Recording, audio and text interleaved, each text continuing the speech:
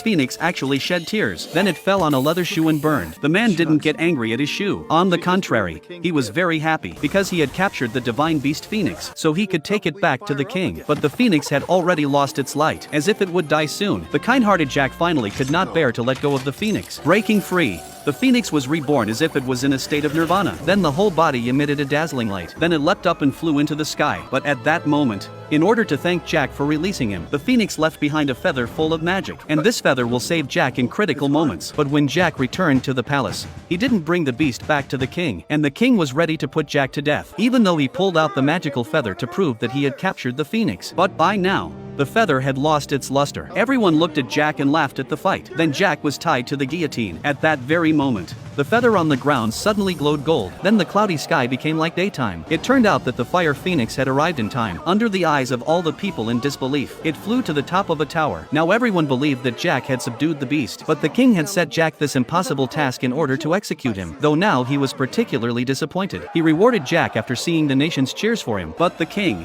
who had a grudge against him, was not going to let Jack off the hook. The next day, the king sent Jack an impossible mission. The mission was to find the Princess of Heaven and bring her back to marry the king. But before that, the king had sent many soldiers to look for the princess, but none of them came back alive. I thought Jack would be killed in this mission, but Jack reached the princess's door safely. But when he tried to enter, he was blocked by a wall of ice. There was nothing Jack could do about it. Just when he was at his wit's end, the feathers of the fire Phoenix suddenly floated in the air, and then instantly entered the ice wall. The next moment the ice wall instantly melted and disappeared. But he didn't notice that the donkey that was following him was swept down the cliff by the melting ice. Then he entered the palace and found the Princess of Heaven. But the princess knew that the king she was going to marry was a very old man. She immediately ran to the cliff to refuse the request by dying.